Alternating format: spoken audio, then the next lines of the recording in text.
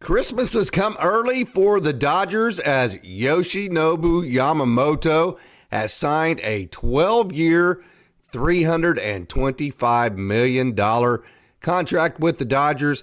And now with Shohei Ohtani and YoshinobuYamamoto, that is two guys that are tied up for over $1 billion with a B, not an M. That is a B. That is just simply unbelievable.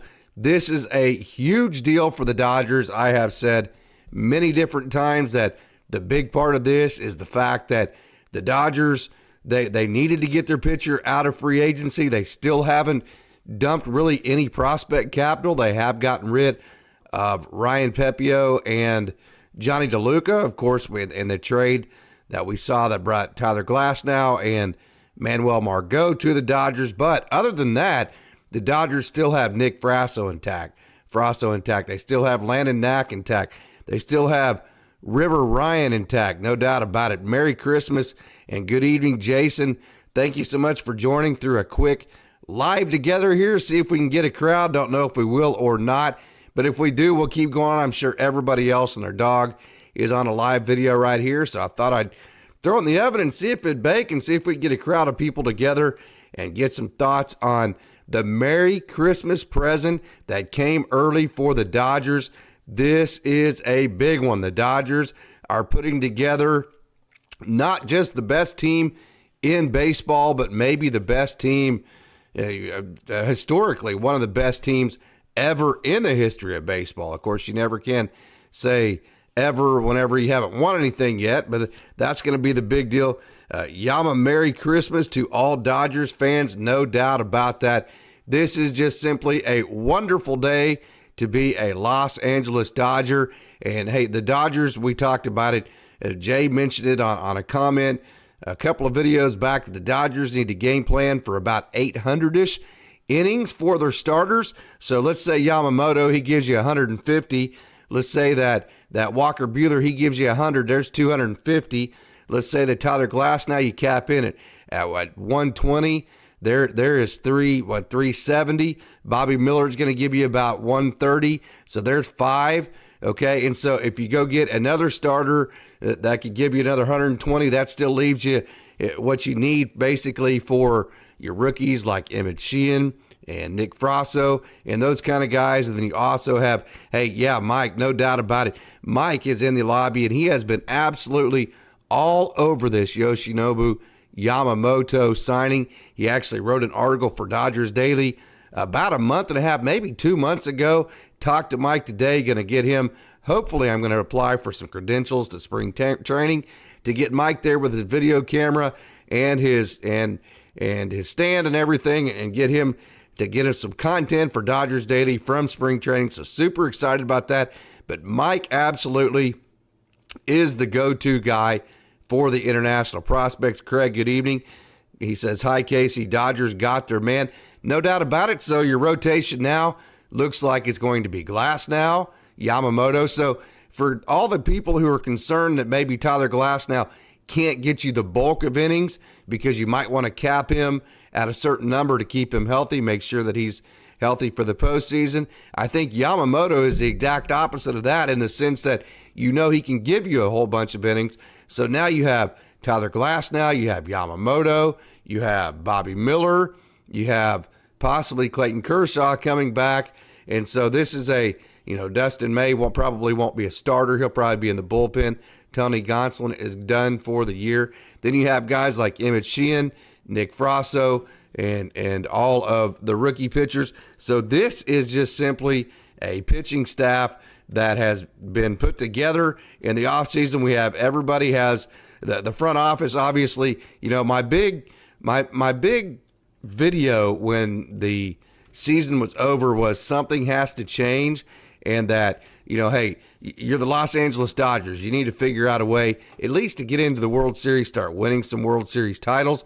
Well, something has changed, and it has changed in a huge way. What has changed is the Dodgers have been saying it forever. They need to go get that number one starter, and they have definitely done that. They've gone and got probably what a lot of people, most people would consider 2 number 1 starters at this point, which would be YoshinobuYamamoto and Tyler Glasnow. And then a lot of people think that with Bobby Miller's 100-plus 4-seam fastball, his 2-seam that sits 98, 99, they also think that, well, Bobby Miller does have number 1 ace-type caliber arsenal stuff to him. So really you have 3 aces in your lineup right now as far as pitchers that you have available to you.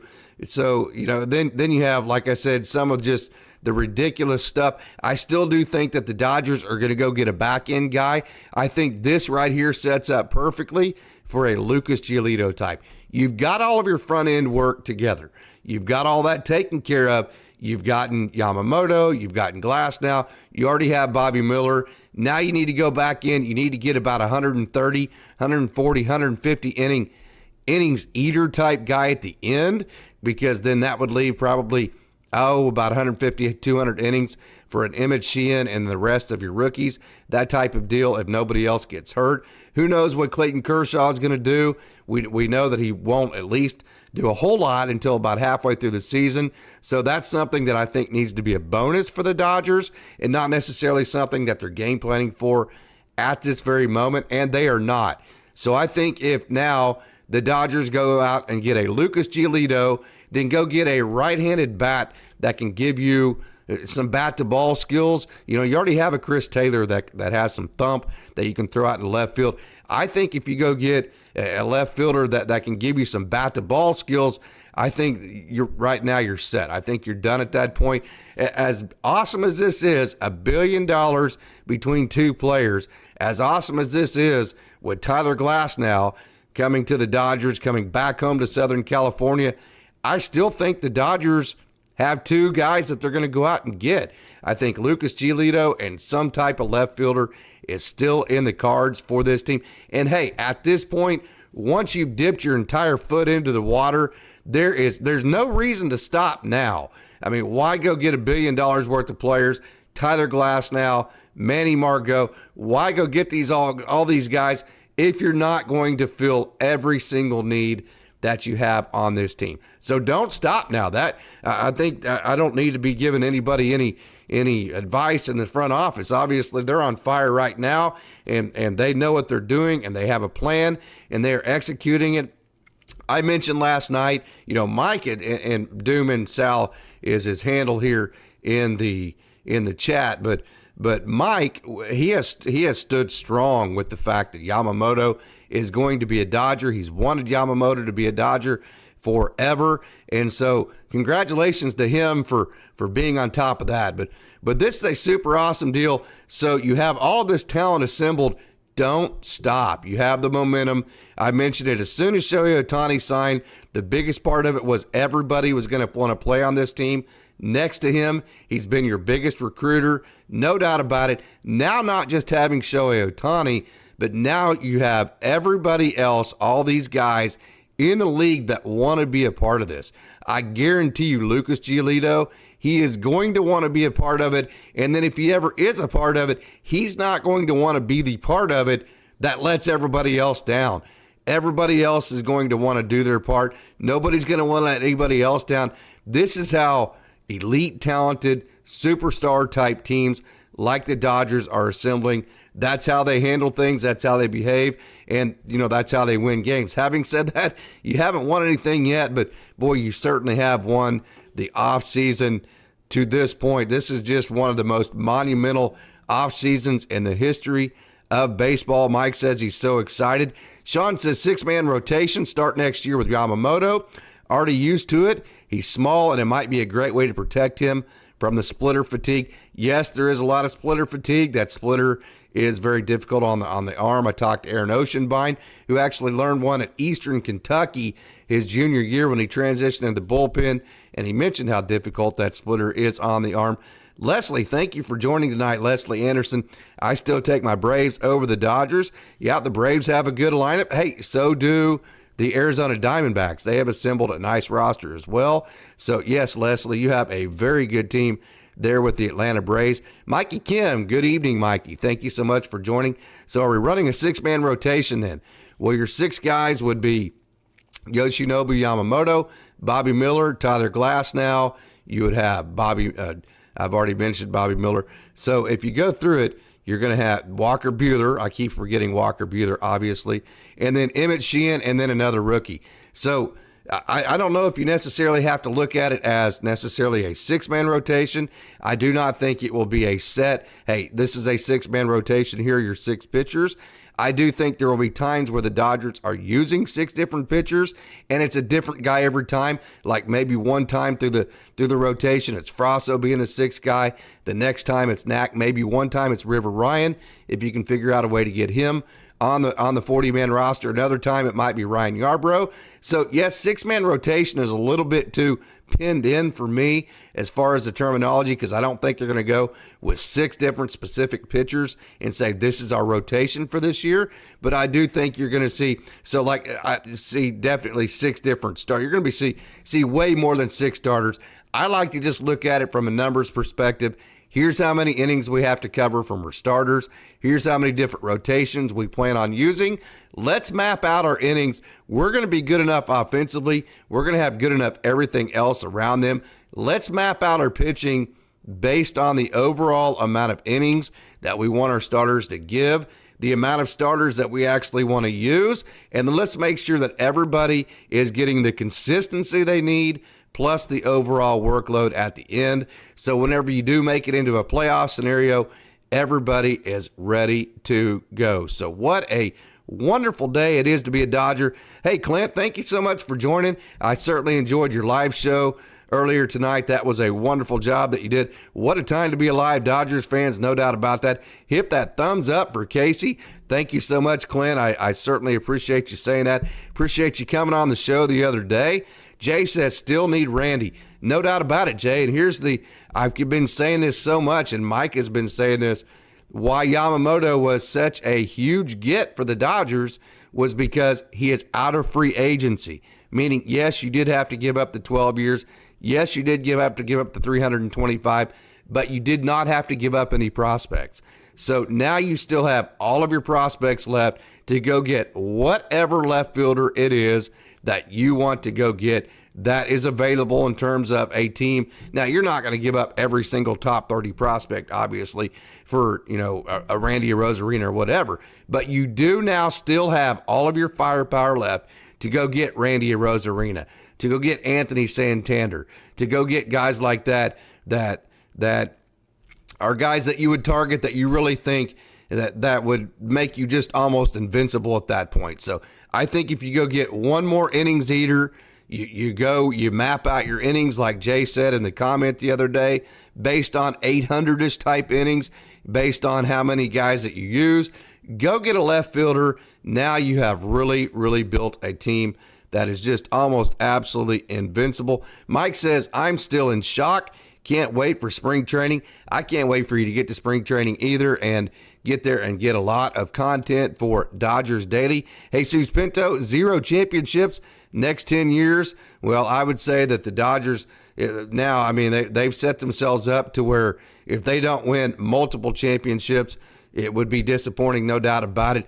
Having said that, hey, winning championships is very difficult, so we'll see, but the Dodgers could not be in better position than they are right now. Sean says, best move Dodgers can make is platoon CT3 and Muncy at utility / left field, or better yet, let Bush try left field.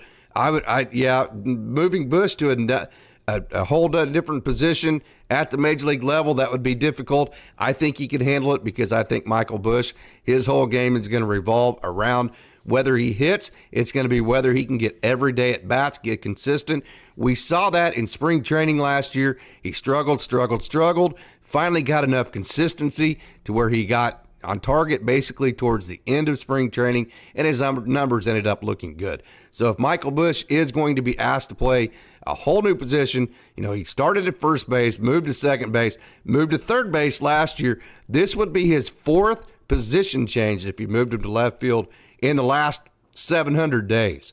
And you're asking him to do it at the major league level. That would be tough to do, but hey, if he comes out and he starts just stinging the ball in spring training, you got to give him. And if you don't plan on using him every day, I've said this a million different times, figure out a way to put him in a trade package and go get the left fielder that you need. Jesus, I'm going to be laughing my ass off when you're losing the first round again. Yeah, well, we'll see if that happens. It's going to be interesting. It's always, whenever you have a team that's building like this, when you have people that seems like the rich is getting richer, you do have people that are jealous. You do have people that will make comments like that. But, hey, if the Dodgers, again, nothing is guaranteed in baseball. There's too many variables. There's too many guesswork aspects to the game of baseball. So, yeah, I mean, no matter how many players you put together, there's always a possibility that if you win your division and you lay off 5 days, you don't play good for 3 days. The Dodgers will have 3-day periods throughout this season where they don't play well.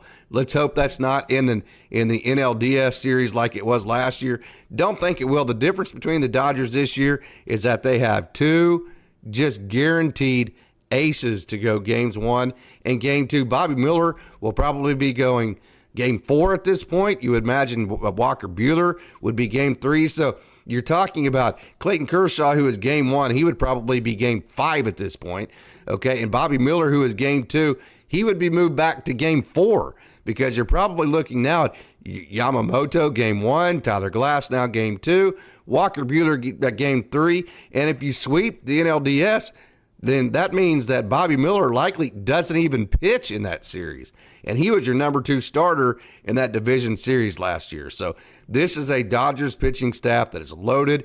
It is a lineup offensively that is loaded as well. It is just a fantastic fantastic time to be a Dodger. Elias Shiva says, let's go Dodgers.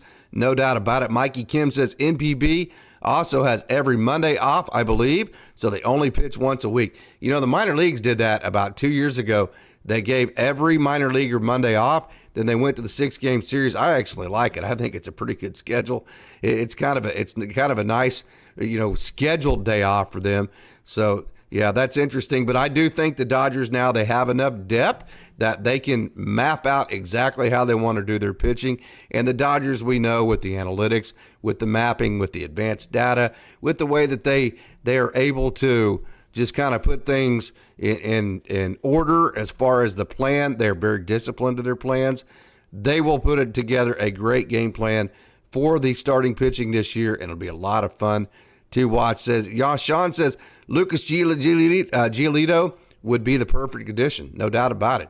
He would be the absolute perfect addition to put at the back end of this rotation, make him your number. Well, basically, you have Walker Buehler, you have Yamamoto, you have Giolito, you have Bobby Miller, you have Yamamoto, you have Glass now, you have Buehler, you have Bobby Miller, Lucas Giolito, and then that gives you the ability either to move all of your other pitching prospects like Emmett Sheehan, Nick Frasso for a just ridiculously all-star-ish type left fielder like in a Rosarina, or it gives you a just insane amount of quality depth, gives you the ability to, whenever you want, switch to a 6-man rotation, gives you the ability to have the depth to limit the amount of innings, to map out innings, to make it the perfect scenario for every single pitcher.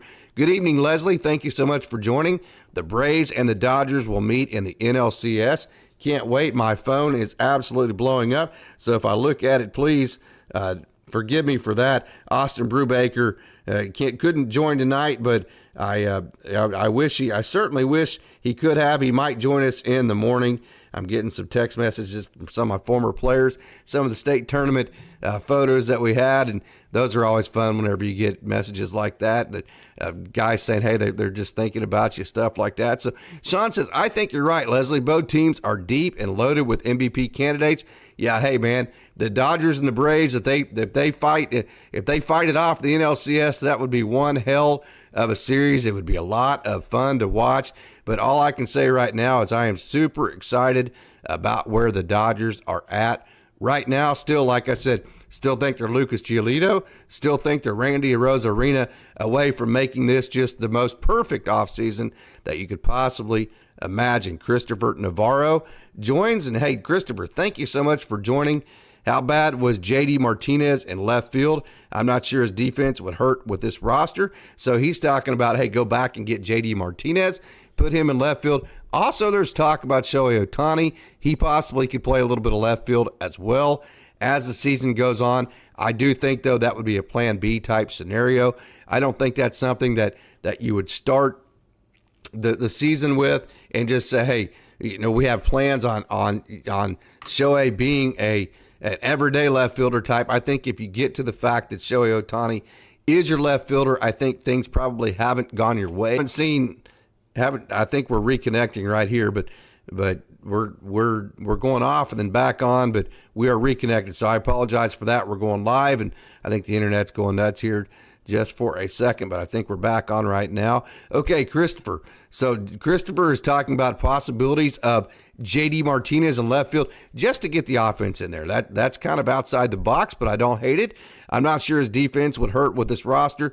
3 at-bats and bring in a defensive replacement. Yeah, man, you get his 3 at-bats. You bring in Chris Taylor in left field in the 7th inning when you're already up 6 or 7-1. That's not a bad idea. I love thinking outside the box to fill needs that you have. So that's a good outside the box type of thought there. Mike Doom M. Sal says the Dodgers-Padres game in Korea is going to be lit up. No doubt about it. Super excited to get all of that. Man, I wish we could start tomorrow.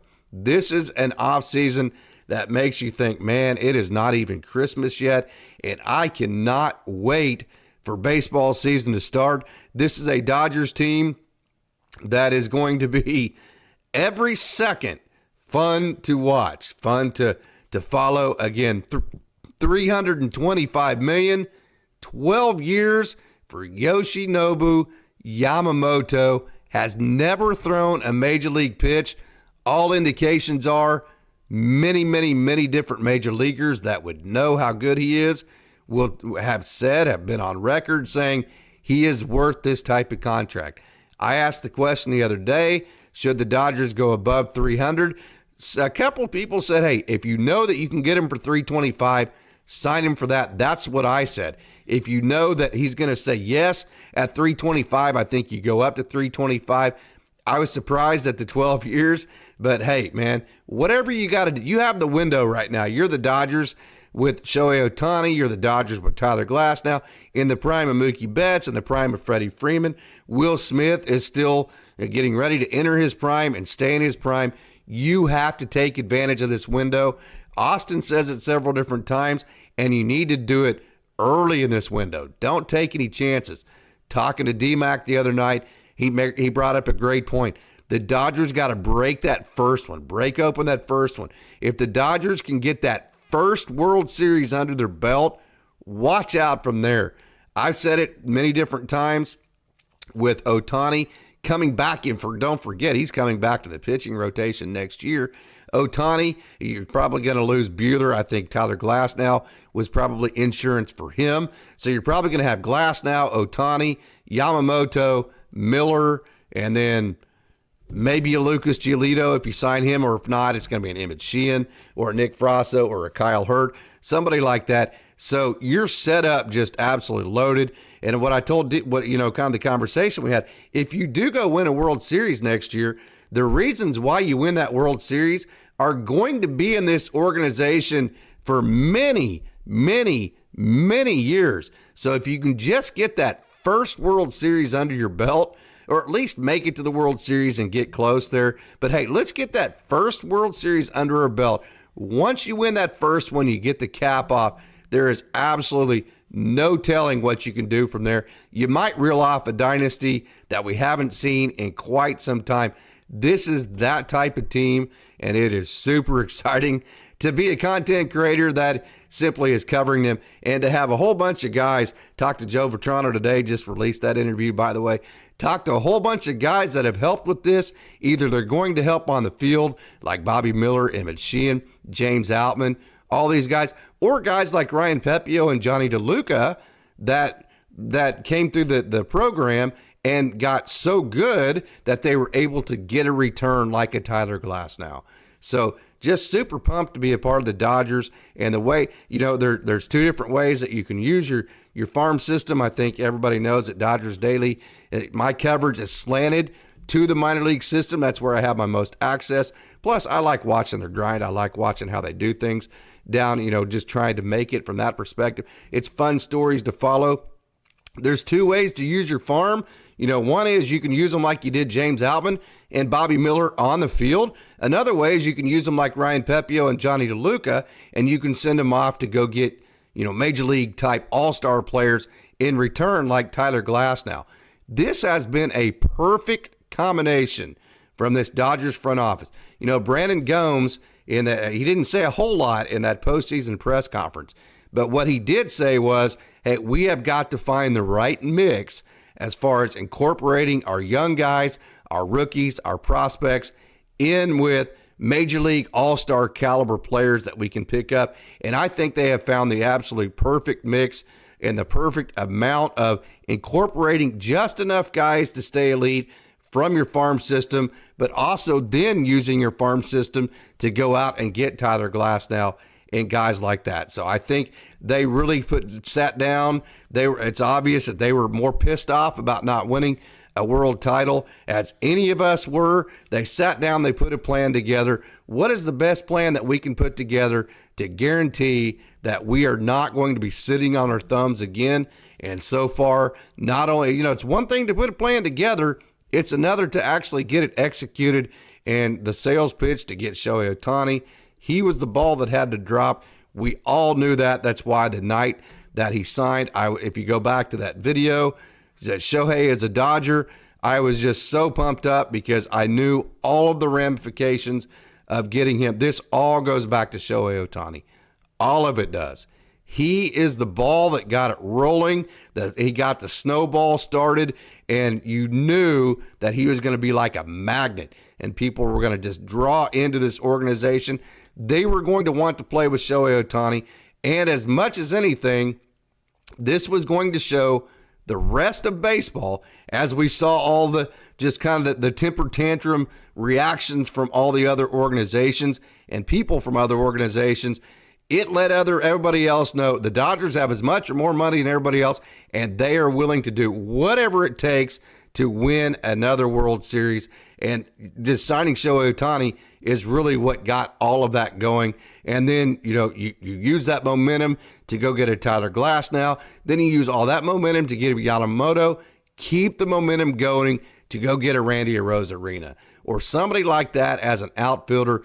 Go get a fifth starter and let's go win a World Series. Matt Kramer, thank you so much for joining tonight. Live Yamamoto, but remember the NPB cumulative ERA is 3.17. I think he says like Yamamoto. MLB is 4.44. If Yamamoto is at 3 to 320, he'll kick butt. No doubt about that, Matt Kramer. No doubt about it. Nobody loves prospects more than I do. Nobody has more faith in the Dodgers prospects than I do. No doubt about it. But I will say the Dodgers, again, this front office has done this perfectly in terms of how to build their farm system, and then once you get them built, how to either incorporate them or trade them off for the guys that you need to make a superstar team like you've done. I still think they need to fix the Michael Busch situation. They need to fix the Miguel Vargas situation. Then they need to figure out what they're going to do with Nick Frasso, Landon Knack, and River Ryan, and Kyle Hurd. Are you going to use those guys as depth pieces, or are you going to use them to go trade for an outfielder? Which way are you going to go here? I think you split those guys in half. I think you add a catcher, maybe one of your top-end prospects that are at one of your lower minor league levels, and I think that's the trade package you put together. I think a trade package between two of your prospect pitchers, Landon Knack and Nick Frasso, and then a Diego Cartaya, and then somebody that's highly ranked at the bottom, like a Gainer Fernandez or somebody at the lower levels of your organization, a Raindon Cone, somebody like that.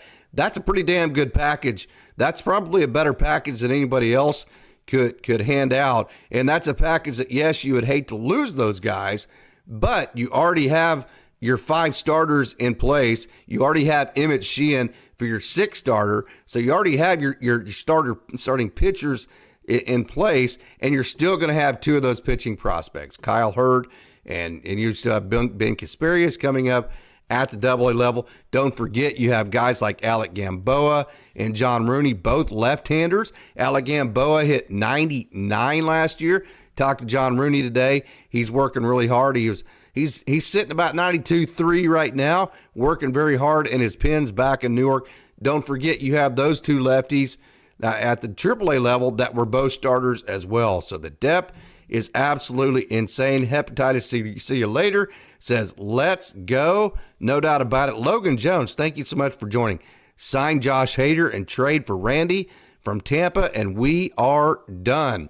Yes, I would rather go a back-end starter than I would a closer. I would rather go a Lucas, not that Lucas Giolito is better than Josh Hader, but I think if you go get a Lucas Giolito, that opens up your ability to have a trade package that can go get the left fielder that you're talking about. I think if you sign Josh Hader, you're going to have a little bit more harder time because you still trading away any of your pitching because you don't have that fifth starter at that point. So if you go get a Lucas Giolito, you have your 5 starters.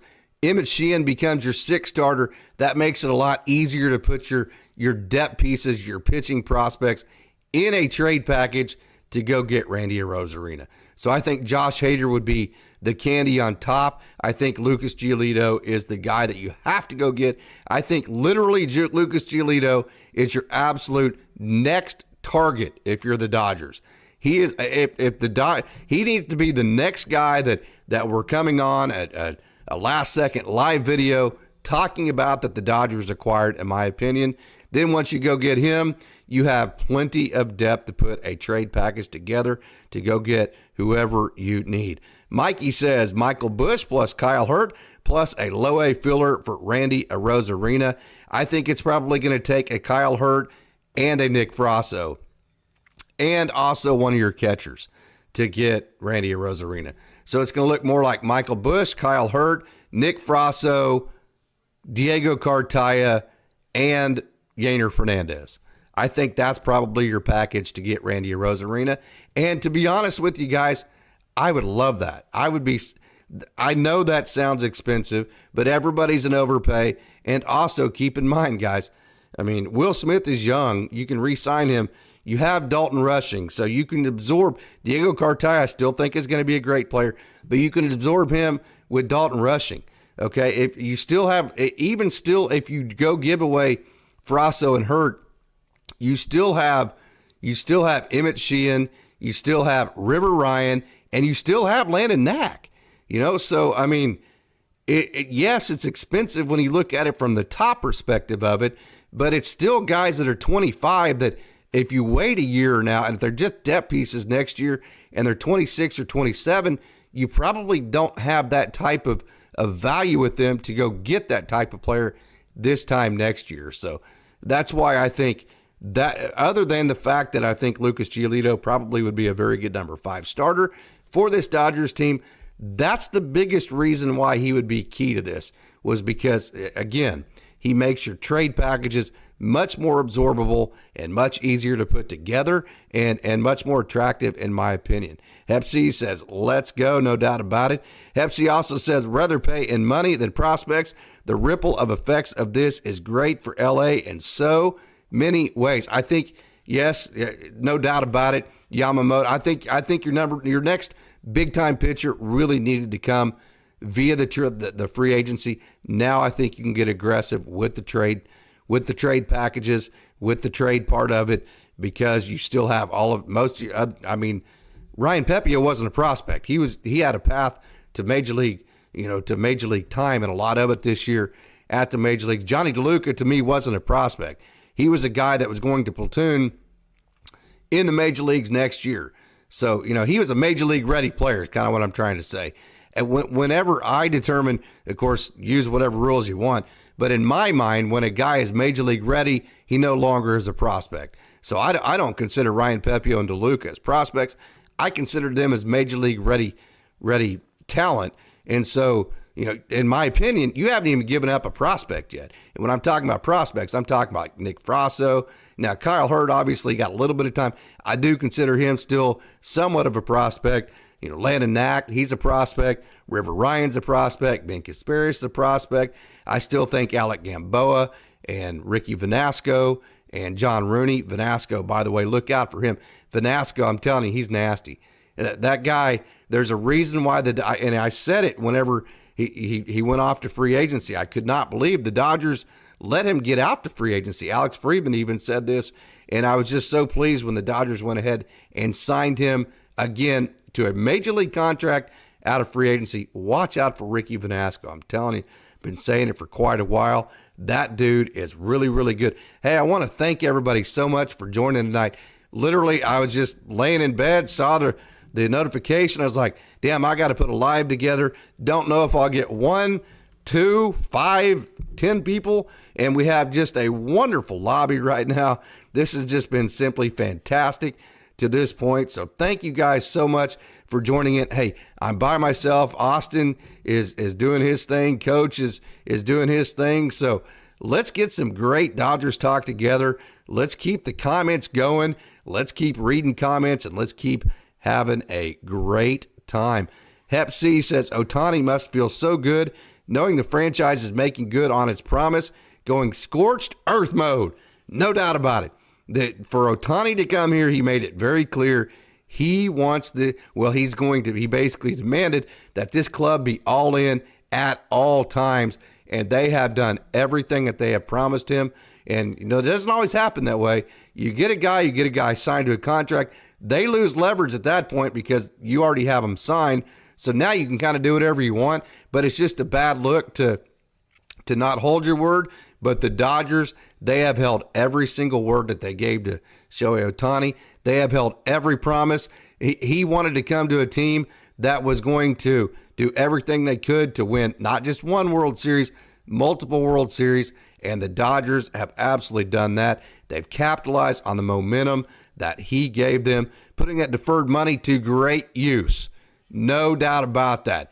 No doubt about that. He left the Dodgers front office the room that they needed to build a superstar caliber team, and they're doing it, and they have done it.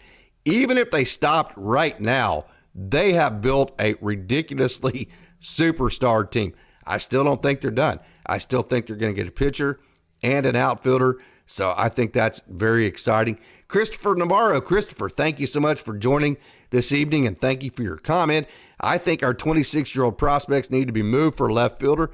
Been saying that for a long time. Landon Knack is already 26 years old. The rest of them, other than Emmett Sheehan, I believe is 24. Ben Kasparius is 24. The rest, and then Landon Knack is 26. The rest of them are 25. Michael Busch is 26, actually. So, yes, no doubt about it. I agree with you. Move the prospects that are 26 years old for a left fielder. They're in their prime and MLB ready. They get their shot, and LA gets a left fielder. It's a win-win. It's the best of all scenarios. You trade these prospects, they go get a better shot at having a major league career. You get your left fielder that you want, and everybody wins. Matt Kramer says, Hep, you are a bright star here. No doubt about that. To Motley, thank you so much for joining, Matt. I appreciate you joining every single time. Matt just always has wonderful comments. To Motley is just one of the best baseball minds that you will ever come in contact with. I'm shocked, Casey. I would put the odds at 5%. He'd choose us even less. Friedman would go 12 years and 300 plus. Hey, is this reckless or is it aggressive? Which terminology would you use?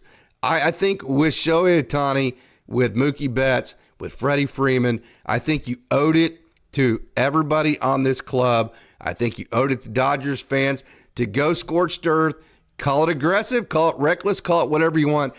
I call it doing whatever you have to do to take advantage of this window. And I think they had to do it. It's not necessarily in their DNA to act in these ways. We know they hate these type of contracts, these long contracts. But here's the deal with Yamamoto. He's only 25. So we're only talking going to his age 37. So you might get, let's say that you get 3 or 4 bad years at the end of this. Well, if you've already won 4 or 5 world titles, which is what the goal is going to be, and which is very possible. Like I said, if you can get that first one taken care of, get the lid off, get everybody. It's kind of like scoring that first run in a game, just relaxes your dugout. Now everybody can play good offense. If you can get that first World Series under your belt, again, there's no telling how many you're going to win. And then at that point, if you can reel off multiple World Series, it's made everything that you've done 100% worth it. No doubt about it. This is super, super exciting. Salute to Matt Kramer, says hepatitis, see you later. No doubt about it. Fernando says haters will always hate. Fernando, thank you so much for joining Dodgers Daily tonight. No doubt about it. When you are the Dodgers and you have more money than basically everybody else, not named the Yankees or Steve Cohen, in the game of baseball, there are going to be people that strictly are jealous. When you're at the top of the mountain and everybody is shooting for you, there is going to be jealousy that is abound. That is all that it amounts to. I assure you, if their team had the ability to do what the Dodgers are doing, they would love it.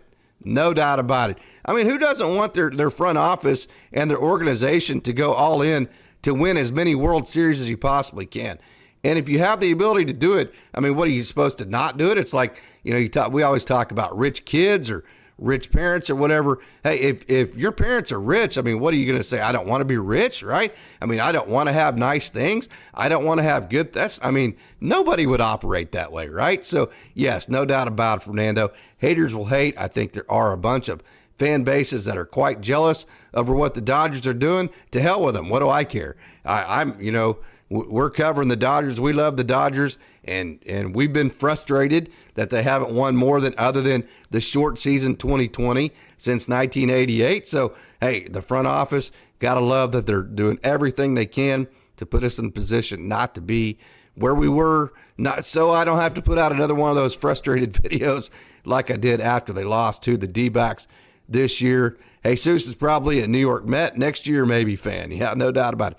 Sean's another one of our wonderful Dodgers Daily, just wonderful fans out there, just a great baseball person.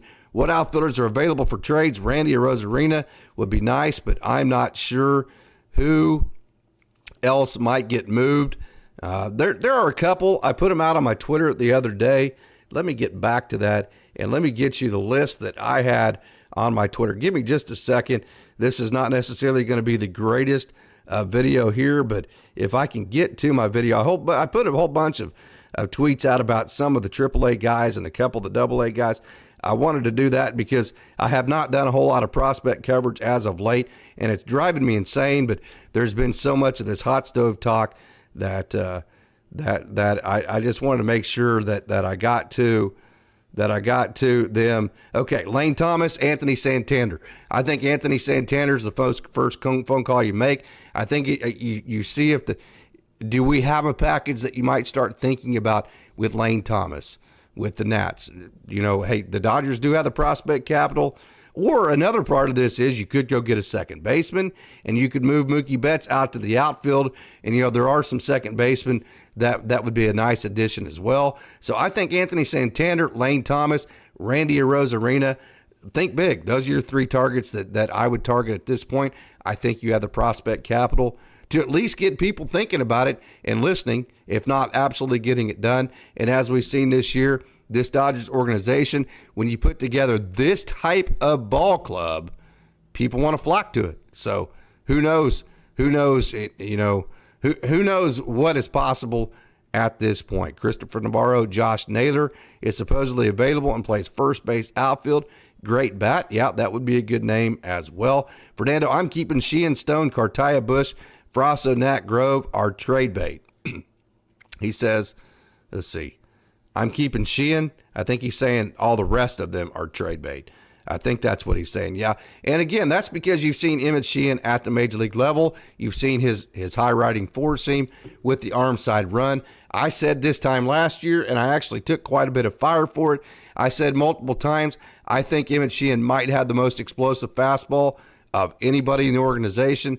Those of you who follow Dodgers Daily, you can have my back on that, because I was saying this time last year when he was coming out of the Arizona Fall League and he struck out 8 hitters in a row. Nobody knew who he was. And they're like, oh, this is just this AA guy. What are you talking about, dude? I'm telling you, his fastball is legit. Now you've seen it with your own eyes. Emmett Sheehan is just simply fantastic. Talked to one of his college teammates tonight, by the way, Joe Vetrano from Boston College, just released that video. Hey, if you don't mind, go over and check out that video, that the interview with Joe Vetrano. Big old slugging first baseman. Had a little back and forth. Him and Jake Gelov, who hits the ball harder? I actually asked him that question. Who hits the ball harder between you and Jake Gelov? He actually gave an answer to it. So go and check that out. But yeah, Emmett Sheehan, big time fastball. Matt says it will be interesting to see who our top pitcher is at the year's end.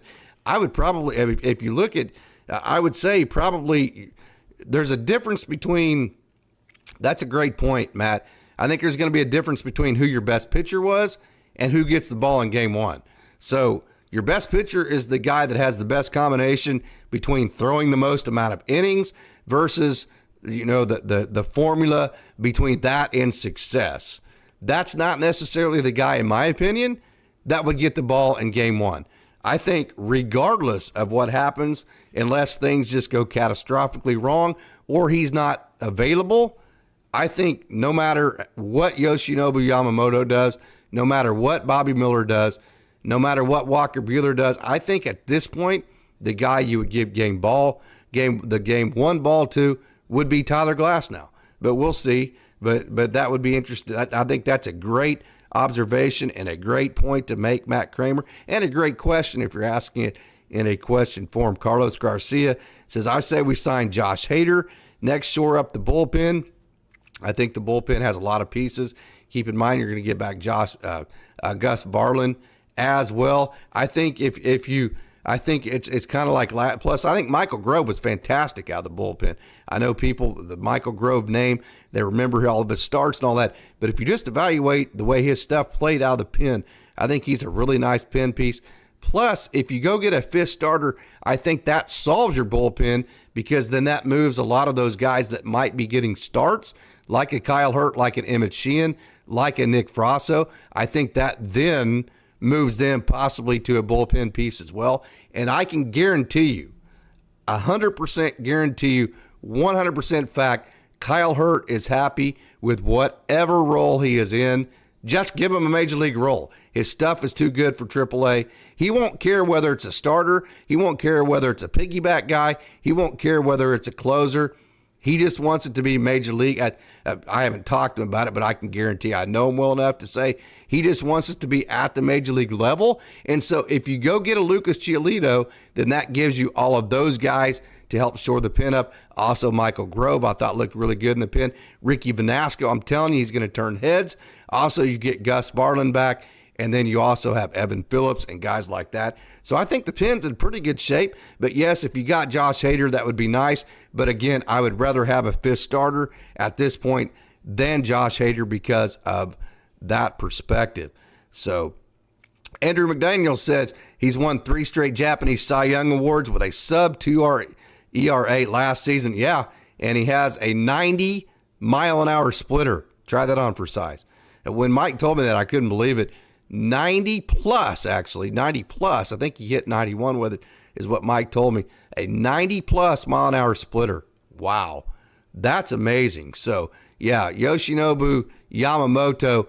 The only thing that from what I've seen, the limited amount of video that I've seen of him, that might cause some transition is that all of the nasty stuff I've seen in him have actually ended up out of the strike zone. One of the biggest adjustments that pitchers have to make as they advance levels, so like if they go from high A to double A to triple A, obviously the major leagues, as you advance levels, the hitters at the next level become more disciplined. They don't swing at stuff out of the strike zone. So I think it'll be interesting to see as he's throwing that splitter up there and it's 91 miles an hour and it breaks out of the strike zone and you get a scouting report on you and major league hitters start spitting on that pitch. Is his in-zone stuff as unhittable as his out-of-zone stuff is? That's what I'm really interested to see with Yoshinobu Yamamoto. When major league hitters start forcing him to actually be in the strike zone to get outs, how good is his stuff inside of the strike zone? I think that's going to be the determining factor as to what type of caliber major league pitcher he is. Having said that, every major leaguer that's ever faced him is totally sold on the guy. So I think you have to revert to what all of the guys that would know are saying about him. So how many World Series can the Dodgers expect? That's from Alonzo. Well, Alonzo, again, I'll say this again, you got to get the first one. Let's expect one right now. And I will say this again, 1980s when I was growing up, Oklahoma State had Pinkavilla. They had Robin Pinkavilla was voted the century college baseball player of the year. Robin Ventura had the longest college hitting streak of anybody. I think, I don't know if we're buffering or not, but okay. So they had all these teams, and 5 or 6 times they went to the College World Series and were the best team in the College World Series and didn't win it. I can tell you in baseball, just because you have the best team doesn't mean you always win, and it takes a good amount of just, I don't want to say luck, but it takes some good fortune. The ball has to bounce your way, even if you are the best team, to actually win it. So, you like to say, hey, you're going to rip off 3, 4, 5 of these, but it's harder to do than just to say win the offseason, right? So let's win one first. So to kind of the long answer to this, Alex, I think if you can get that one under your belt and you can get it done this year or next year, I think you're going to win 3 or 4. I think that's going to happen. I think that's likely, because then everybody relaxes. At that point, everybody expects it, and I think you go from there. So let's say 1 at this point. Let's get that first one under our belt, and let's see what happens from there. To Motley, Dodgers used 12 different starting pitchers last year. I'd hold tight on the pitching prospects at least until the deadline. I think Stone, Knack, Frasso all might be needed, especially if we go 6 deep. Yeah, that's another way to look at it too. But if you get Giolito, I think that solves part of that problem as well. That's why, that's kind of what I'm saying there is, I think if you get Giolito, I think he solves a lot of, so if you don't get Giolito, you can't deal those guys. That's kind of what I'm saying to Motley. I think if you get Giolito, I think you can deal half of those guys and keep half of those guys as that depth that you're talking about. One of the 12 guys that started, no doubt about that. Ryan Yarbrough is going to be a guy that's going to give you some starts. Michael Grove's going to be a guy that can give you some starts. Emmett Sheehan's a guy. They're not going to deal Emmett Sheehan. So Emmett Sheehan's a guy that's going to give you some starts. If you went and got Lucas Giolito, that makes 8 right there. I mean, that's 8 right there. So if you just keep half of your other ones at that point, that gets you to your 10. And I think you have to feel pretty good. If you get to 12 again, I mean, that 12 last year was like historic and catastrophic in terms of how much you lost, So I think that gets you to your 10. I think you could feel good at that point, because I think you have some other guys that and again, a guy like John Rooney, he's been a starter in the past. A guy like Alec Gamboa, he's been a starter in the past. Ricky Vanasco, he's been a starter in the past. So kind of like, a Chris Taylor, who's a utility guy, so you don't have to carry necessarily a third, if your right fielder can also catch, but he's your emergency catcher, so you don't actually have to put that third catcher on your roster. You have a whole bunch of hybrid guys that could get you up to those 12 guys, even if you dealt some of your prospects as well. So I do think the depth is there. I would agree with you that you can't do it unless you get a Giolito. But again, if you get a Giolito, I think that gives you the option to move half of them, and give them a chance. Don't forget, Dodgers sacrificed for 2 years to have this offseason, and we bitched about it. Yes, we did, Matt, and we had every right to bitch about it. We are the Dodgers. Why are we having to sacrifice like this? What are we doing? Nobody was told, hey, what if you'd have went into this and ShoheiOhtani just said, hey, I don't want to play for the Dodgers. I would rather just stay with the Angels. What would you have had then? You would have sacrificed these 2 years, and I still say, I don't think that if Ohtani signs, I don't think you have Tyler Glass right now, because I think the Dodgers have to pivot. They have to go a different direction. They're not, they're probably thinking, well, we're still building for the future a little bit more at this point. That makes Ryan Pepio and Johnny DeLuca that much more valuable. But once you got Ohtani, now you're thinking we got to get the best players that are major league ready at this second tomorrow. And that's what made the Tyler Glasnow deal so attractive. And then obviously when you got the extension done, it became an absolute slam dunk. no doubt about it. I like Vetrano goes the opposite way and puts the bat on the ball. Think the power will eventually show. No doubt about it. So here's the deal, Tomatley. His exit velos are elite.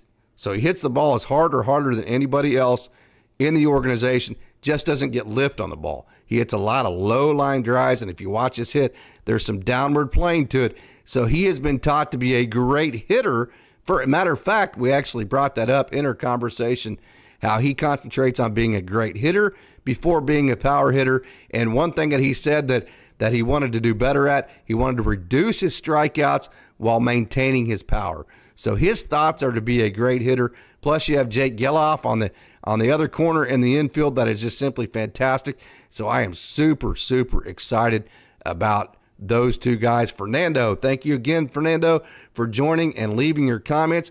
I agree, our prospects can come up and fill in with pitchers that are on a limited pitching count, like Buehler and Glass. Now, kneel before Zod. Yes, I love Superman 2. That is possibly, well, okay, so every year we rewatch certain movies. I just got through watching the original Star Wars trilogy. I rewatch that every year. I don't really like the prequels as much, but I do rewatch them every year. I rewatch all the Rockies. I rewatch all the Supermans. I rewatch all the Rockies, and then I rewatch Superman 1 and Superman 2. And of all my movies, Superman 2 is definitely in my top 5. So kneel before Zod, I love that name. Oh my God, this is crazy. No doubt about it. Carlos Garcia, we need better left-handed pitcher though. Okay, I don't disagree with you, Carlos. I don't disagree with you at all. I'm at the point here with this club though. Left-handed, right, the way they turn the ball, the way they pronate this way to get the right turn, the way they supinate to get the left turn, the Dodgers are so good at that. I think that makes them quite a bit more ambidextrous. I'm at the point now, I don't care if it's right-handed or left-handed. I just want the best guy available. So if you did just say, hey, we need a left-hander, I don't care if he's the best pitcher available. I just want him to be left-handed.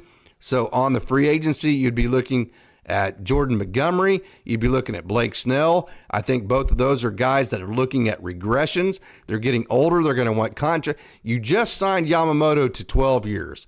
You just signed ShoheiOhtani to 10. You have Mookie Betts in a long contract. You have Freddie Freeman in a long contract. Can you really can you afford to put Jordan Montgomery or Blake Snell in a long contract too? That's going to be the problem there.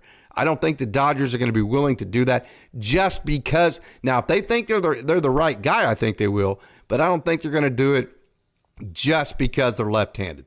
Does that make sense? So I think your guy at that point would be Jesus Luzardo. But again, I think you're going to use your prospect capital in a trade to get a left fielder, which is going to make it hard to get him. So that's, again, where Lucas Giolito comes back into the picture for me. I think that's where he makes so much sense for this team because of all those factors that I just went over right there. Kyle Hurt is nasty, says Carlos Garcia, 100%. When Kyle Hurt is on, there is nobody more unhittable than him, period, end of discussion. His strikeout rates are insane. You saw it at the major league level. You saw it in spring. He was nervous as hell in spring training, no doubt about it. But you saw it there. Then you saw it against the Angels. When Kyle Hurt is on, when he is repeating his delivery. When I talked to him, and I think it was August, I asked him, hey, what one thing do you think you need to continue to work on to stay on top of your game? He did not hesitate. He said, I need to continue to repeat my delivery. When he repeats his delivery, he is simply a fantastic pitcher. Matt says, Casey, you think we'll try for Imanaga? No, I do not think the Dodgers will try for Imanaga. I think he was probably a plan C, if not a plan D option for them. I do not. I think maybe next year, your next international player might be Roki Sasaki. I do have a wonderful article from Mike. Roki Sasaki has a thunderbolt for a right arm. I think the Dodgers might go pretty hard after him next year, but I don't see Imanaga in the plans. I've been wrong before. There's another, that lefty that you're talking about that we talked about before. Again, I think your next pitcher, because of everything that kind of goes into it, I think it's Lucas Giolito. But I don't think they'll go after Imanaga. If he falls in their lap, I don't think they'd necessarily say no. If everything worked out perfectly, 4 years, $60 million, yeah. That would be attractive from a money perspective, but I don't think that's even in the radar right now. I don't have any inside information on that, but I have a pretty good beat on where I've been had a pretty good beat on which way they're headed with these things, and I think I'm pretty in tune as far as what they're thinking at this point. And I would say he's probably still a plan C, something like that. That's not far from Yohan Duran's splitter. Yeah, no doubt about it. Hey, the splitter that the Dodgers are getting from YoshinobuYamamoto, it is going to be one of the best pitches in baseball. The only question I'm going to have for it is it going to be in the strike zone? Because if it's not, major league hitters won't swing at it. So not only is he going to have to throw that splitter, he's going to have to do it in the zone, and we'll see if he does. And then if it's in the zone, does it still have the same type of play? Does it still have the same 91-mile-an-hour velo? Does it still have the same tumble and fade to it that makes major league hitters swing and miss? I think that is going to be an adjustment period. I think there is a scenario to where Yamamoto may have to adjust to the major leagues from those perspectives. So I'm super excited to see how it's going to work. Obviously, if you're a Dodgers fan, you have to be just absolutely pumped about what is going on right now as a Los Angeles Dodger. Questions: how many games do the Dodgers win? Okay, let's see. However many you need to get in the playoffs, and then here's the deal, in my opinion, Carlos. I don't care how many they win. I think they can win 100 games with their eyes closed, no doubt about it. But I hope they win. I hope they put their mapping for the season in front of actually winning games. And what I mean by that is I think they put winning games ahead of mapping what was best for them in the playoffs last year. And because of that, I don't think they were 100% as on top of their game as they could have been. So I think they have the depth. I think they have the talent to map out their pitching to, okay, so maybe you lose 5 games that you would have won otherwise in the regular season. So what? But now you're that much more prepared for the playoffs because you had an outline and everybody knew what the outline was going into the season.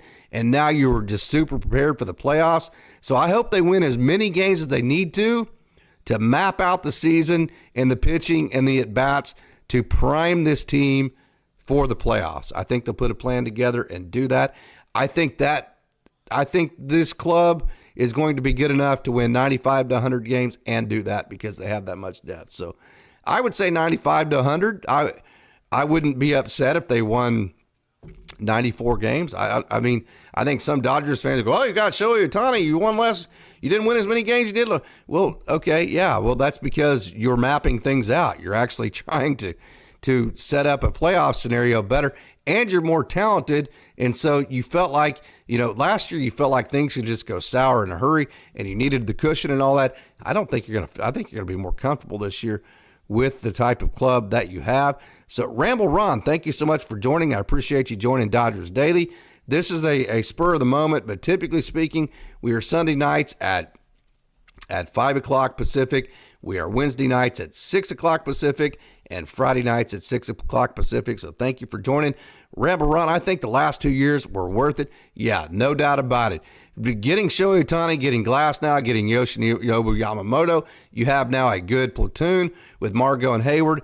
No doubt about it. This has all made the last 2 years worth it. Plus, hell, man, you won 100 games last year. So, yeah, Mikey says Dodgers going to win 120 games in 2024. Yeah, if they do, great. I could give a rat's ass how many regular season games they win. I just want them to get to the World Series.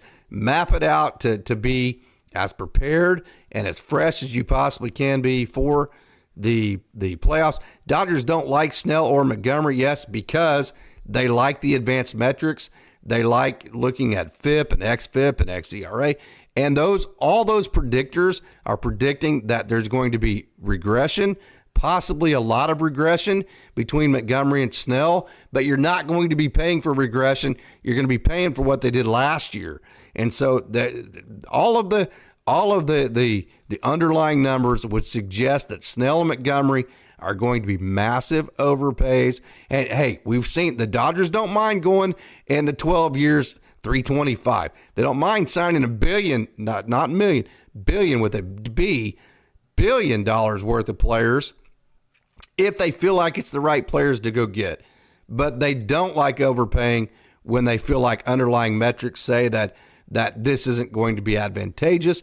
And I think that's where they're at with Snell and Montgomery. They just feel like there's going to be regression and it's going to be an overpay. They don't mind, again, they don't mind overpaying if it's leading to a World Series. I think they feel like the overpay for them actually would work out for it as a negative towards the club. So I think they're staying away from those two. That's why I think Giolito is where it's all leading to. I think Luzardo is too many prospects, so then you can't get your outfielder. I think you get Giolito, you still also get your outfielder, and it's the absolute perfect case scenario for everybody. Get Imanaga, says Eric Kwan. Yes, I don't think he's plan A or plan B. I think he's down the list, but I will say this to your point, Eric. The Dodgers are going to get another pitcher that will eat 130 innings this year at the back end of your rotation. It's going to be somebody. I mean, I can almost guarantee you that. I would, of course, you can't ever say ever. And if the Dodgers did stop right now, hey, let's rejoice. You've had a wonderful offseason. Having said that, I don't think they're going to. I think the Dodgers are going to get one more pitcher we've said it forever, that the Dodgers needed two pitchers. Well, then you traded one for one whenever you got rid of Pepio in favor of Glasnow. So then from there, you were right where you started in terms of depth. So then you had to add two from there. We all said you needed two coming into this. So you still need one more. I think the Dodgers are going to add that. So if you don't get a Giolito, you don't like Snell, you don't like Montgomery, you don't want to give up all the prospects for Luzardo because you want to go get a left fielder, that's where Imanaga, I think, comes into the picture. So, I mean, it's not impossible that you end up with him. I just think there's a lot of scenarios that are going to happen, and I think they're going to come down fast now. I think this Yamamoto signing, I think that was the domino to get everything else going. I think we're going to pretty much know what's going to happen real soon from here. Hey, Tim, Dodgers 2080, thank you so much for joining. I certainly appreciate it. Again, we need to hook up. We need to get a prospects. We need to talk about some prospects and get a video out there. Just finished our live. Just an amazing offseason. No doubt about that, Tim. No doubt about that whatsoever. Hep C says Dodgers don't like Snell Montgomery. Yeah. Okay, Hep C. I think Giolito is going to come on a 1 year, $10 million. That would be simply fantastic. Yeah, Tim has been saying six-man rotation with an innings eater like Giolito. Tim's been saying that for quite a while. Again, I think there will be times where you have six men that are pitching. I don't think they're going to pin it down to say it's a six-man rotation, and I don't think they're going to say who the six pitchers are. I think you're going to have, if you get Giolito, you have your 1 through 5 there. Then you have Emmett Sheehan, Nick Frasso, Landon Knack, possibly River Ryan. All that could be that sixth guy at times, and I think you're going to have kind of a rotation there. Dodgers 818. Thank you so much for joining. Dodgers need to build a new stadium with the all-star power. Yeah. Carlos Garcia, question: who starts the first game at Dodger Stadium this season? I would say it's probably at this point Tyler Glasnow. That would be my guess. I think you brought him over to be your game one starter. I think you brought him over to be an ace. I think he has embraced the fact that he is from SoCal, and Dodgers fans have fallen in love with him. So I would say it's Tyler Glasnow. No doubt. Matt says right on, Tim, with the six-man rotation. Fernando says, I think Randy Arozarena would be great for the Dodgers, especially in the postseason, but I think that boat has sailed. They would have gotten it done in the Glasnow trade. I don't agree with that necessarily, Fernando. I don't think they knew. I think they needed to keep the prospect chips because they felt like they might have to go get a Jesus Luzardo or another pitcher with the prospects. Now that they got Yamamoto in free agency, didn't have to give up the prospects for him. Now I think you can go for a separate trade for somebody like that with your prospects. So I think that type of trade is if not even, it's certainly definitely still in the cards, if not even more in the cards now than it was then because Yamamoto signed.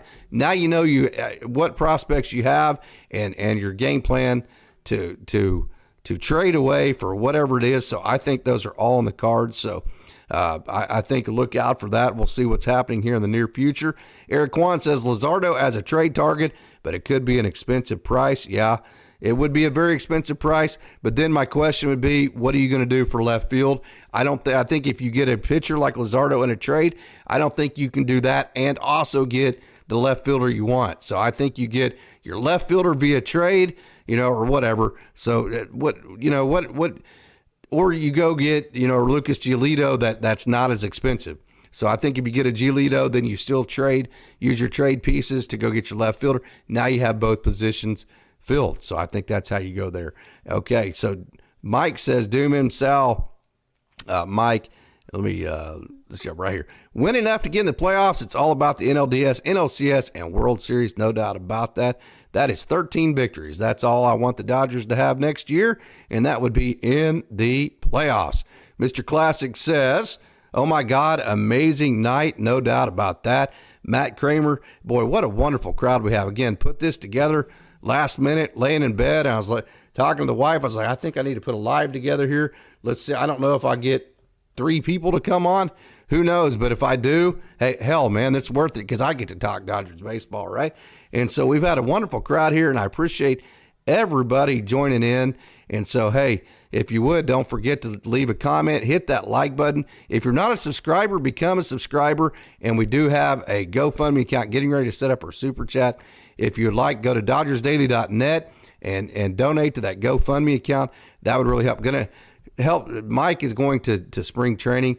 That would help with costs like that of getting all that kind of stuff done. So, hey, Matt Kramer to Fernando, now that we signed Yamamoto, we can use those prospects for Randy instead of, that's kind of what I'm saying, man. Yeah, Matt and I are the exact same page right there. So that was the big deal about Yamamoto. He kept your prospects for you. So now you can go get that big-time outfielder if you want. The last 2 years were painful, says Mr. Classic.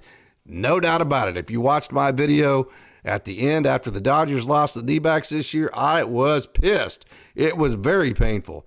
No doubt about that. Makamakita, hey, thank you so much for joining on MLTV. Hey, come back every Sunday night. Makamakita, please come back. We come on Sunday nights at 5 o'clock Pacific, and then on Wednesdays and Fridays we come on at 6 o'clock Pacific, so make sure and come back. No doubt about it. I love this forum we have. This is fantastic. Matt says, Hep, if it was Giolito, I'd come for free. Yeah, no doubt about it. MB, thank you so much for joining, MB. Thank you so much for leaving a comment. Hope you keep coming back to all of our live shows here at Dodgers Daily. Dodgers are now the biggest baseball team in the world. Step aside, Yankees. I would agree with that. King of Kings says Burns. Matt Kramer says Manchester United. Hep C says facts, Matt. Yeah, innings eater, starting pitcher, that's what the Dodgers need. Yang Yi. No doubt about it. I think that just screams Lucas Giolito. Giolito on fair territory even said he might want to end up on the same team as Shohei before ShoheiOhtani signed. Plus, I think to get on this team, Giolito, he's from SoCal. He's going to give you the biggest home count discount that you could possibly think of. He's going to want to be on this team. He's going to do what it takes financially to be on this team. Plus, he wants to get in this Dodgers organization to get underneath their elite instruction just to get back on top of his game. So I think Lucas Giolito would do whatever he had to do to be a part of this team. Deuce says no such thing as an innings eater with Dave Roberts managing the pitching staff. It's not necessarily Dave Roberts. I'll say this, Deuce. There was only one pitcher at the AAA level last year. One, and only one time that went into the 7th inning. Only one. This is an organizational philosophy to where their minor league guys go 5 innings, their minor league guys go 6 innings. They never go 7 innings. If you look, just go to the Fangraphs did a wonderful interview with Clayton Beeter, who's now with the Yankees, who got traded away for the left fielder. I always forget his name, Joey Gallo.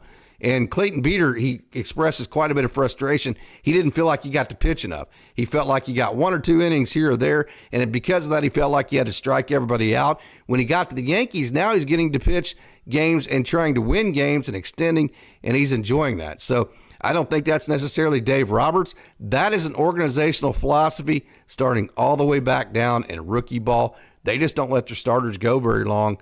And like I said, that's just how they do things. So King of Kings, Kershaw gone.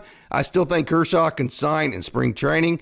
When you open up the 40-man roster spots, when you put Tony Gonsolin and Dustin May on the 60-day, I think that's, if he does sign, I think that's when it will happen. Matt says, Hep, I can't help but feel a bunch of guys want to be on this team now. That's kind of, Matt and I always were, it seems like we're always spot on as far as thinking on exactly on the same page as far as, where this Dodgers team is headed. Okay, so Matt says, again, guys are going to want to be on this team. Sheehan is better than Giolito. Yeah, I wouldn't disagree with that, but again, I think that you're going to need both. I don't think it's either or. I think it's both. And I think after that's where you have to make your determination. Do you want to use after that as depth, or do you want to use after that to go get your outfielder? That's the question you have. I think at this point with this win now team, you're better off using the after that to go get a Randy Arozarena if that's possible. That's kind of what I'm saying at this point. Stephen Klosno, hey, thank you so much for joining, Stephen. Again, every Sunday night, every Wednesday night, every Friday night, 5 o'clock on Sunday, 6 o'clock on Wednesdays and Fridays. Again, we went on a Thursday night because obviously we had big news. He says, this is amazing.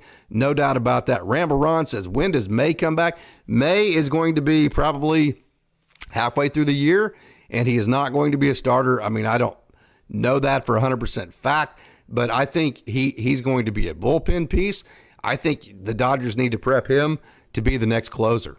I just think that, where that's headed, and as loose as his arm is, as much as he crossfires, he throws the two seam, which means he pronates. I just think I see bullpen for him in his future. I just don't see a future to where he can throw, 15 to 20 to 25 two seams where he's pronating the ball and turning that elbow over at 99 miles an hour. I think he can do it 3 or 4 times a game in a pin setting. I don't think he can do it 15 to 20 times a game in a starting setting and stay healthy. So I just see bullpen in the future of Dustin May. But again, who knows? We'll see how that goes. I don't think the Dodgers really have thought about it. I think they're just going to take that day by day and see how that goes. But you're going to get him, I think, at best halfway through next year, maybe 3/4 through. So we'll see. Okay, MB says, just subscribe. Your voice is much easier to listen to than the other guy. LOL. Thank you so much. I've just about lost my voice this week. I've been sick and I've been fighting it. So I appreciate you saying that. I hope everything sounds okay coming out. Coach Charlie, thank you so much for joining, Coach Charlie. I certainly appreciate the support. I appreciate everybody showing up on such short notice. This is such a wonderful deal. It always feels good when you put something together and people actually come and want to be a part of it. So you guys don't have any clue how much I appreciate this and how flattering it is and how much I enjoy it. You got to realize I didn't have a major outlet backing me.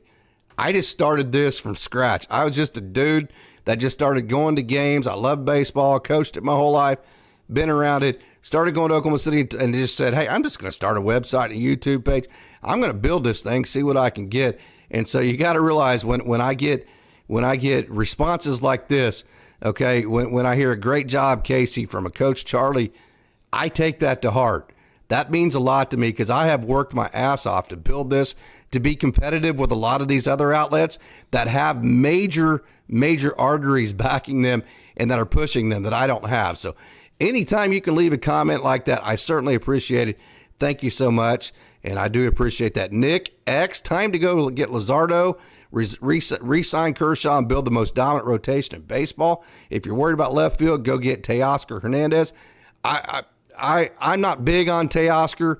Too much swing and miss for me. He's not the type of left fielder that I think I would go after. I would be more in favor. And man, yeah, and Luzardo, I wouldn't have a problem with it. Don't get me wrong. I wouldn't bitch and moan about it at all.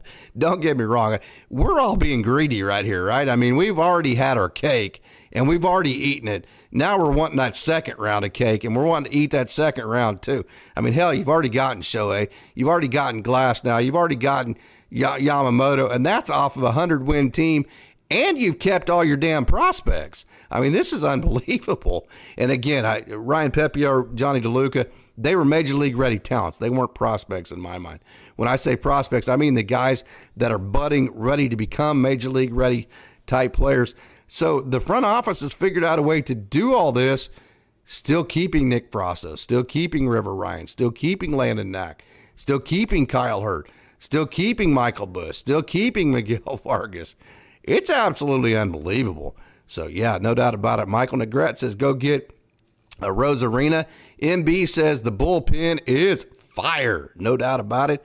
MB also says one more power outfield bat. I would agree with that. Kershaw's a Ranger, says King of Kings. That wouldn't surprise me. That Dallas DFW area is a wonderful area on earth to go back.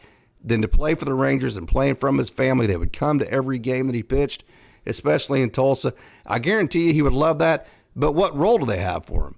I mean, he's not going to be healthy till halfway through. And then even if he is healthy at that point, what type of pitcher is he going to be? The Dodgers can use him kind of as an auxiliary type guy and give him the role that he's actually capable of performing, and also give him the ability to win a World Series, and also give him the ability to get that last game that he pitched out of people's minds. And I think that's important. So from all those perspectives, I think if you didn't have I think if Clayton Kershaw would have went out and pitched really well in the playoffs and then didn't get hurt and all that, I think he would have ended up with the Rangers at that point. But the way it ended up, I think he's going to be with the Dodgers this year. I don't think there's I'm pretty sure that, but we'll see. Who knows? Hey, MB, thank you so much for subscribing. I certainly appreciate that. Trump says, how's my profile pic? Yeah, do you want Hader? I wouldn't not. He's not my target. I think the Dodgers have enough bullpen depth. I think Evan Phillips, I trust him to get the last 3 outs. I'm bigger on Brusdar Graterol than others. I think I know his extension's not great. He should have more swing and miss for as hard as he throws, and he doesn't because he doesn't get great extension, but he has been good. I like him as a 7th inning setup type guy. I think Evan Phillips can get your last 3 outs. And then again, you got guys like Vanasco, Gus Farland, John Rooney, Alec Gamboa, Michael Grove, Emmett Sheehan, Nick Frasso. That can all be bullpen pieces too. So I would love to have Hader, but again, I think there's a back end starter and a left fielder to go before you get to Hader. And I think you have to take care of those first before you even consider him. Who will be the starting shortstop and backup third baseman? Gavin Lux. This club they are dedicated to putting Gavin Lux at shortstop and giving him a shot. It's the best case scenario. I saw him a lot in minor leagues. Again, that's the minor leagues. Nobody can tell you. I can tell you Scott Hennessy, the AA manager, would swear on him. The AAA manager that had him at the time, Bill Hasselman, would swear on the Bible by him. The Dodgers organization are high on his shortstop skills. They're going to give him the chance. And it's a great scenario because you're probably going to be in first place anyways. If you need to go, if he struggles a little bit, you can always put him back at second base because you have Miggy Rowe there as the insurance if it doesn't work out for him. It's the exact same scenario as last year. And if it does work out, you have a cheap, dynamic, very good piece at shortstop that you can build around for many, many years to come. So it's going to be Gavin Lux. Your backup third baseman is Chris Taylor. I think, he's kind of, or Miguel Rojas, one of those two. If it's a situation where Max Muncy gets hurt, I think the extended period of time is probably Chris Taylor, if not Michael Busch or Miguel Vargas. I think Chris Taylor fills in your short gaps. I think if it's a long, say, month and a half, I think that's when you feel like, hey, we can give the runway to a Michael Busch. Let's turn it over to him. We're up 10 games in the division. What the hell does it matter? Let's get him 100 at-bats here in the next month or so, and let's see what he can do. So I think your options are, in the short term, Chris Taylor and Miguel Rojas. In the long term, it's either Miguel Vargas or Michael Busch. And I do think Gavin Lux is going to be your starting shortstop, and he's going to have every chance to win that spot. And he's won the spot until he loses it. I shouldn't say he has to win the spot. He's going to have to lose that spot for him not to be the shortstop for the Dodgers. 1 year and 5 days ago, Noah Syndergaard was officially signed by the Dodgers. Oh, FC. Yeah, it's a great day. I'll put it to you that way. King of Kings, Noah isn't. Yeah. Deuce says, why give a $325 million when you're only going to let him go 5 or 6 innings? Well, because you're willing to overpay to win a World Series. I mean, you're building depth to have all the guys that okay, so again, if you go get a Yamamoto and then you go get a Giolito, that gives you the ability then to use your prospect pitchers to go get the outfielder you need to win. The Dodgers are trying to win 3 or 4 World Series in the next 5 or 6 years. So they're all in. They're overpaying. You are 100% correct, Deuce. This is an absolute overpay. Period. End of discussion. But let me ask you this question. Is it possible to overpay for World Series championships?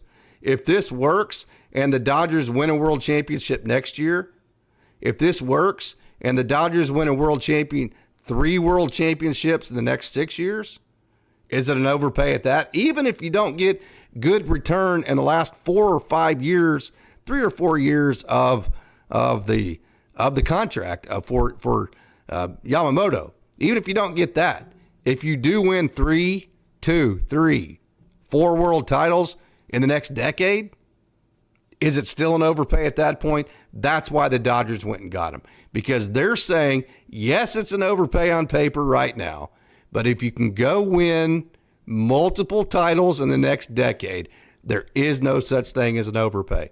There's no such thing as an overpay for world championships. In my opinion, I think they are making it loud and clear when I say they, the front office, that's how they're looking at it. They're willing to overpay to win championships. And so I wouldn't disagree with you that it is an overpay, but I would say that I love the fact that they're willing to do that, to go absolutely all in. Natos Liz, hey, thank you so much for joining Natos Liz. Come back every Sunday, Wednesday, and Friday. Roberts did a nice job last year. He didn't have a lot of options for pitching. Hey, Roberts was the manager of the year in the regular season. I don't think there's any arguing about that. 100 wins with a rotation that lost every one of their starters. There's no arguing that Dave Roberts was the best manager in baseball for the regular season last year. I don't give a rat's ass. I don't care about the regular season. I want to win a World Series, right? Having said that, I've made it real clear. I don't think that the postseason problems are his fault. I do think if the Dodgers don't win multiple championships in the next half a decade or so, or at least one, I think at that point you could start thinking, hey, maybe you just need a different voice. Even if it's not physically Dave Roberts' fault with his decisions in the dugout, at that point you got to think, well, it's not working. We've gone all in. We've overpaid all these guys, like Deuce was saying. We're still not winning. Something has to change. I think at that point, that's where you start thinking about, well, it's got to be the manager. You got to change voices at that point. So that's where I'm at on Roberts. We'll see how this does. Okay, MB says Andrew Jones, worst free agent signing in Dodgers history, or at least top 3. Mark says, hey, Mark, thank you so much for joining. Super appreciate everybody joining this live chat. This has been absolutely wonderful. What are the chances we eventually go to a 6-man rotation? Again, not a set 6-man rotation, but I do think there will be 6 slots. I think, as Tim Motley said, the Dodgers used 12 pitchers last year, starting pitchers. I think you're probably going to use 10 this year. So I think it's actually going to be a 10-man rotation. I think there's going to be 10 different starting pitchers at minimum that are going to be used this year. And I think the way that Nick Frasso, the way that Landon Knack, and possibly Emmett Sheehan are used is as that 6th guy in the rotation, kind of on a rotation of themselves, because I think the Dodgers are going to map out the pitching plan, the innings plan for each one of their pitchers for the entire season, and they're going to do that irregardless of the record. Obviously, you got to make the playoffs, but they're going to want to have every pitcher to be maximized as far as being ready for the playoffs. And that's what your rookies are going to allow you to do. So not necessarily a set 6-man rotation, but definitely there will be your rookies that get into a 6 slot every now and then to get you up to the 10, 11, 12 starting pitchers that you're going to use. Again, the Dodgers need somewhere around, just think of it this way, the Dodgers need 800-ish innings from their starting pitchers this year. That's what they need. So if you go Yamamoto, 150, you go Glasnow, 100, that's 250. You go Bobby Miller, 130, that's 380. You go Walker Buehler, say 100. That's 480. That leaves you 320 innings between Lucas Giolito. Let's say you get Lucas Giolito. He goes 120 innings. That leaves you 200 innings for your sixth guy in the rotation on. 200 innings. Okay? Beyond your top 5 starters. So when you say 6-man rotation, I wouldn't pigeonhole. I would just say you have 200 innings for everybody, 6th man on. I think that's how you look at it. I think that's how you map it out. And I think that's how you get Emmett Sheehan, Nick Frasso, Kyle Hurt, Landon Knack. I think that's how you get them their work too, because you have those 200 innings from your 6th pitcher, 6th starting pitcher through 10. 6 through 10 has 200 innings to divvy out. I think that's how you look at it. So 2 of the pitchers in 2025 will be used to that. Yeah, no doubt. Roy Estrada, thank you for joining, Roy. Thank you so much. Lux needs to get mentored by Rojas. I totally agree. That's why I say this is the perfect case scenario. If the Dodgers are ever going to incorporate Gavin Lux as the shortstop, this is the scenario to do it with. We've got about 5 more minutes here. It is about 12:30 my time. Still super excited. I don't think I'm ever going to get to sleep tonight, and this is the highest number of the crowd we've had tonight. But we're going to go for a little bit longer and answer some questions. So if you have some questions, get them in here. Let's get our Dodger talk going. Natos Liz, we just got the best Japanese pitcher ever, and he's 25. That's another thing. Austin keeps saying it too. He's so right. It just happens so seldomly that a all-star type pitcher becomes available on free agency at the age of 25. I mean, just think of Nick Frasso, right? He's already 25. So by the time he's a free agent, he's going to be, what, 29, 30? And, so that kind of deal. So to get a 25-year-old that's all-star caliber like he is in free agency is just unheard of. It was a situation that Dodgers, it was too good to not take full advantage of. And the Dodgers absolutely got it done. MB says, Uncle Ted, dry your eyes. Dude says, if Yamamoto's as good as advertised, I'm running him out there more than once a week. Yes, I would agree with you there, Deuce. Mike Jones, who? Thank you so much for joining, Mike Jones, who? Maybe May can come back late in the year and give some quality innings too. I think you're going to be out of the bullpen. I think that's another reason why you wait to see what you need for your bullpen, because I think he can come back and be a great weapon in that bullpen as well. Okay, Mark says, great answer. Thanks so much. Sounds like a plan to me. Yeah, no problem, Mark. Make sure and come back every Sunday, Wednesday, and Friday. Austin usually joins too. So does Coach Holt. They do a wonderful job.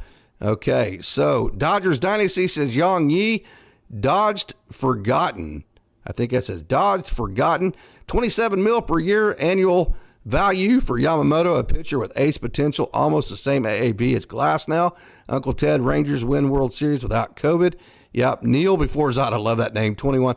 Dodgers fans are not sleeping tonight. Yeah, no, it is 12:30, and you can tell I'm still fired up. No doubt about it. I'm sure my wife and my 2 lovely pit bulls waiting on me, they are not very excited about this situation right here, but it is what it is, right? And it is super exciting. Uncle Ted is a Rockies fan. Yeah, okay.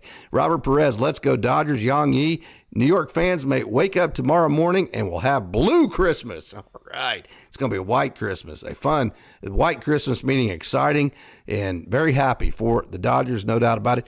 David Sabatini, thank you so much for joining again every Sunday, Wednesday, and Friday.